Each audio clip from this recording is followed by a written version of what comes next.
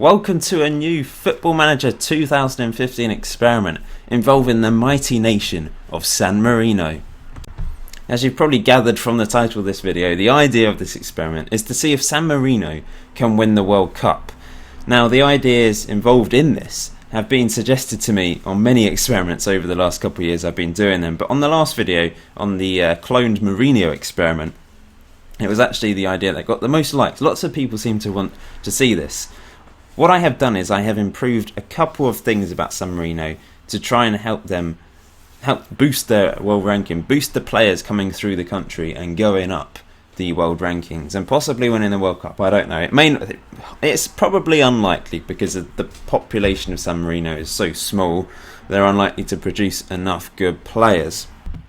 We may need more than one part to this to see any real impact. I'm going to holiday 25 years in this first part, so that is a substantial amount of time. That's a whole generation that we will see come into the team, and maybe a couple of generations in fact. So if you want a part 2, if you want to see another 25 years after that, please hit that like button, because I don't think after 25 years we're going to see a huge amount of impact, but we'll find out in this video. But if this video gets 100 likes, I'll do a part 2 and we'll keep going and see if San Marino can improve. So what I have done on the editor, the main thing that I have done, I don't want to have too many variables affecting things. I just want to see if a couple of variables have an impact. The main thing I've done is I've improved the youth rating to 200 from about 20 or something like that, something really low. So it's got the maximum youth rating. Now obviously San Marino is a small country, so they may not be producing that many players, but hopefully there'll be a better quality players with that rating. Secondly, I've increased the foreign manager likelihood to 15 out of 20. It was on about 5, because I think if they've got a better manager, hopefully they'll be assigning a better manager to San Marino, maybe from England, for example, or Italy. Then maybe they'll have a better chance of improving initially as a team. And lastly, I've changed the years to gain nationality to 2. It was on 25, so you have to live in if you're not born in San Marino, you have to live in San Marino 25 years to gain nationality. That's a hell of a long time. So I've changed it to 2 in the hope that some people actually move there to maybe get a European nationality, some sort of, or San Marino nationality, play for a national team, because I bet there's people out there that if they knew they could get a San Marino nationality after 2 years, they'd move from Scunthorpe, go to San Marino and live there for 2 years and then end up playing for the national team. Be amazing, wouldn't it? I'd do that. So I'm going to holiday in 5 season chunks. So we're going to have 5 chunks in this, basically 25 years, and I'll just quickly see how the world rankings go and see the top players in the country if they've improved. Look at the San Marino league and the teams and see how they've improved, and also the San Marino team that happens to be in the Italian league as well. So to keep the years simple, I've actually holidayed 6 years in this part, and then we'll go 5 from then on. As you can see, their world ranking has certainly improved. They're up to 168 now. You would have noticed they were on 209 at the start, which I think is basically the bottom. But they're now up to 168th, which is in with the likes of Chad and Nepal. So well done to San Marino. They're up there. They've moved up from, it was the bottom, 209th. The others are not applicable in the world rankings. So they've moved above Luxembourg in Europe at least. So well done to San Marino. They have improved. So we've done something by changing the youth. Anyway, I don't know if the top player is still. We should be able to see his. Wait a second. I think I need to unholiday the game. That's better. We can see their attributes now. So that's their top player. He's 21. He's certainly an improvement on what they had in the past. He's 21 as well. So obviously their better players are. This is an old player. So this is someone that was an initial player in San Marino. Looks reasonable, but certainly not for international level. But for San Marino, it's a normal type player. So they've certainly got better players now in the team, and they're all sort of young ones, aren't they? Let's look at the under-19 squad to see who they've got and see if they've got better players. Zonzini, striker, he's only got 5 on finishing, but that can be improved. I think to start with, we're going to see some of these sort of average players coming through, but hopefully over time the youth players will certainly, well, I'm hoping they'll improve anyway. You can see there rating has fluctuated over the years. The highest they've been is 158th in 2019. Let's look at their fixtures then and see how they've done recently. They beat Gibraltar 2-0 in a friendly, so that's the sort of teams they're going to be beating. They beat Liechtenstein as well, drawn against Liechtenstein, European Championship qualifying Group B. But obviously they're still losing the majority of their games, but they did beat Malta twice in the Nations League. So this is the new tournament that's coming in real life in a couple of years, and should hopefully benefit some of the smaller teams, I think, is the aim. So you've got the bigger teams in the higher the leagues and the smaller ones lower down, so they can actually win some games. They've drawn against Bermuda and Belarus. That's a good draw actually against Belarus. They beat China Taipei, something like that. But yeah, as you can see, the majority of the games they did lose. They did beat Liechtenstein in their first ever game, and then didn't win for a couple of years before beating Chinese Taipei, and then draws against Belarus. So they've had a few results of note, and that's why they're slightly higher.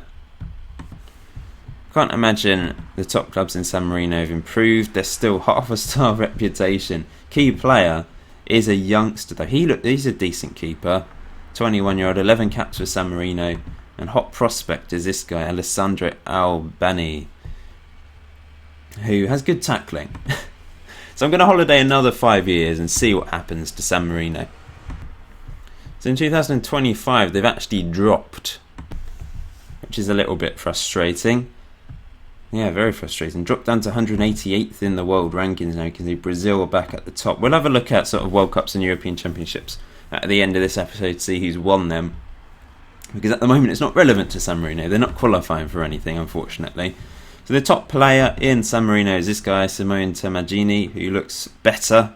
Once again, he's 26 now. I think we saw him in the last video. He's still playing for San Marino clubs though. You'd hope that they would actually move on to bigger clubs in Europe, but they're still playing for the San Marino clubs. Someone playing for the actual San Marino club playing in Italy. He's 19 years old and already has 17 caps for his country. Top club in San Marino is still Trepen. Their top player, I think, is still the keeper, 26 years old. So, who's their manager actually? Let's have a look. Manager is actually a San Marino guy, despite the fact I improved the likelihood of having a foreign manager. So they've still got him. What about everyone else? He's San Marinese. He's Italian, Berardi. So they've got a mix of, well, can we see here, can't we? San Marino and Italians, as you would expect. But I'm hoping that they get a bigger manager at some point to help improve them. But I suppose it's unlikely to start with, isn't it? Their reputation is still very low. So for all the clubs and for the country itself. They've made some improvements again. Now it's 2030. That's 160th in the world, and the highest they have been is in fact 153rd. So well done. They're back to where they were about 10 years ago, slightly higher than where they were 10 years ago. And they think they've got some players playing for different teams now. Simone Tamagianini is playing for STVV in Belgium. So that's improvement. He looks better, doesn't he? He's 31 years old. This is Tamagini, the guy that we've been following. He's finally moved out of San Marino and moved to Belgium.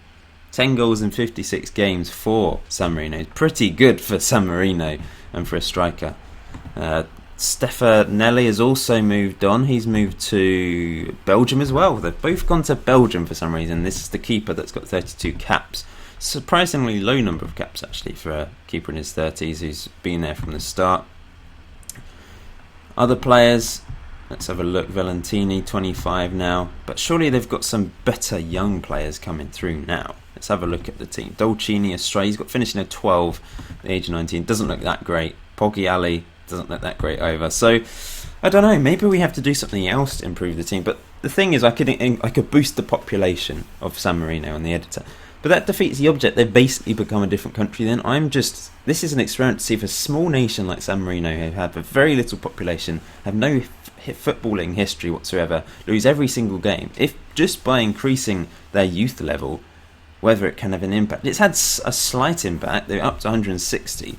Next 60th. They're up pretty much 50 places from the start, which is pretty good really. But it hasn't enable them to go any further. We'll see in the next couple of little updates on this episode whether they have managed to improve.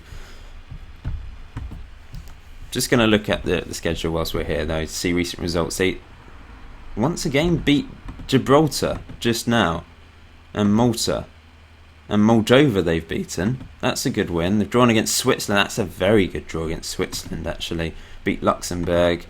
Be hoping they could beat them. Drew against Canada. Think about Canada, the size of Canada, the population of Canada compared to San Marino, and they've got a draw. Obviously Canada don't really have a rich footballing history either, but still, to get a draw against that bigger country. They beat Moldova, beaten them twice and drawn against them as well, so they've done well against Moldova, who are a reasonably big country. And another draw against Canada. I swear we're just seeing repeats here. Beat Moldova and drew against Moldova. Beat Faroe Islands, that's a good win. They've got a really good history against Moldova, haven't they? Really strange. And they've beaten Gibraltar twice there in the Nations League. Beaten Bermuda. They seem to be repeating a lot of their games because they beat Gibraltar there and Azerbaijan. Anyway, let's go through to the year 2035. Here we are then in 2035. You can see I've got another San Marino manager. He's a regen though. He's become a manager. Doesn't look very good at all. They're back down to 204th in the world. What has happened? What has this guy done to them? They've plummeted from 160th all the way down to 204th, and I don't know, maybe this experiment just isn't going to work in its format. Their best player is Michel Ciccioli now, who plays for Olympic. They like Belgium, don't they? Who doesn't, to be fair? But yeah, they've got. He's their best player. He's playing in Belgium. Second best player is Ottaviani, also playing in Belgium. Next three players are San Marino players. How has San Marino, the team, the football club, got on? They've actually got promoted and then relegated again. Promoted, and now they're back in Serie D again. So they must have got relegated. Bit confused by that. Surely they're in Serie C. But it says Serie D. I don't know what's going on there. Key player is this guy who plays for San Marino, Becchiocchi. What about the other clubs in San Marino? Maybe the only way to do this is to actually improve all the other clubs as well, because they're the ones producing the players, I guess, rather than just the nation. But I was hoping by improving the nation's youth facilities, it would automatically improve the club's ability to produce players. I did do a test one where I increased the reputation as well, but it created loads of fake San Marino players at the start of the game and made them really good. So improving that reputation just destroys the game, really. It just screws with it. So we'll do one more update in 2040, see if they've made an improvement. But I am interested to see how this goes on further. But perhaps you can let me know in the comment section below if you think I should do anything else with the in-game edit. Obviously I can't do it on the normal editor now, but maybe I should increase the reputation or increase the facilities, the stadium and that sort of thing, and everything really. I don't think I can increase the population of the country, but I said that defeats the object of the exercise, because we're basically creating a new country then, aren't we? Trying to improve the actual population of the country. So yeah, let me know if you think there's anything I can do just to maybe make part 2 a bit more interesting, see if they can actually get higher up.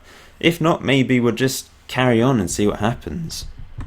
As you know, not every experiment, scientific or otherwise, comes out with results that you want. It's not about finding results you want, it's about just seeing what happens, really. Well, they've made an improvement again, up to 179th, and they were up to 156, so they do fluctuate between 200 to about 150, don't they? So they really do move up and down between that, depending on the results they get, I guess, against which teams they get results and who they lose against. It really does affect their ranking massively. They're 179th at the moment, with Tahiti and Papua New Guinea. They're sandwiched between those two countries. They're above Moldova though, who are a much bigger European country in terms of population, and you would say they're generally a better team, but they've really flopped in this, haven't they? Keep losing against San Marino. But well, let's look at their top players quickly. They've got someone playing for Anderlecht now, and he's actually good. He looks very good. He's got 17 on finishing, 11 goals in 29 games for San Marino. He's worth 1.5 million. Now that is a real improvement. We're making progress here, guys. That is progress. We've produced a player that is European quality, and plays for Anderlecht at the age of 22, and has scored a few goals for them and not played as many games as you would hope, but still he's done something in his career and he looks a good player. I'm surprised he's not actually doing better than what he is. Who is this guy then? He's playing in Red Bull Salzburg, and he's good as well, relatively good. Worth 110k, 6 caps. Paolo Bonini. Where's Eupen? Oh, that's Belgium as well. Why am I not surprised? He's a centre-back. Doesn't look great. So the top 2 players are okay. The top one's really good, and the other players below, they've got decent key attributes for the positions they're playing in, but nothing else really special. This guy's worth nothing. So we're making some sort of progress. Maybe in another 25 years there will be an improvement. Maybe not, simply because, like I said, the population of the country just isn't good enough to produce enough quality players. So they're producing one decent player every 25 years, which is just slow, isn't it? They're producing plenty of players, but not enough. He's okay. He's got 12 on finishing. Comparato doesn't look great. No, I don't know. Maybe this is just not going to work, guys. But still, I hope you're enjoying it so far. Please hit that like button. If you do want a part 2, I will do another 25 years. You may be curious to know how high they can go on this current layout. But if you want me to do something else in the editor to make an impact, then I can do. For another thing, I could maybe use Andorra, Liechtenstein, Luxembourg, those sort of teams. Maybe do this again, but improve other things as well. So just let me know your thoughts in the comment section below. They're much appreciated and obviously help me out for future experiments. Before we go then, we'll just have a look at who's been winning the major competitions in the international competitions. This is the European Nations League that takes part every 2 years then. So it's effectively replacing friendlies, I think. It makes games a bit more worthwhile. You can see Belgium won the first ever one against Croatia. We've seen Denmark, France, Spain, Germany, Portugal, Italy, England, Spain, and Germany win it. A good mix of teams there. Germany have won it twice and Spain have won it 3 times, but all the other ones being won once. So yeah, that's a good thing to see. However, the European Football Championship has been dominated by Italy. They've won it 3 times, Portugal have won it twice, and Spain have won it once. So yeah, Italy have done really well in this. The World Cup, Germany won it. They managed to keep it for a second time. Then Italy, Brazil, Portugal and Argentina have won the last 2. England have got to the final as well. Argentina obviously won't have Lionel Messi anymore, but they've won the last 2 World Cups. So that pretty much wraps up this video. Like I said, let me know in the comment section below if you've got any more thoughts as to what I can do to do this with San Marino, improve them, or possibly we'll just do it with a different team on another experiment. But if you want a part 2, if you're interested to see how far they can go in the current format in the next 25 years, please hit that like button. Please subscribe if you're new, and I'll hopefully see you in a part 2 or maybe on another video on my channel. See you soon, guys.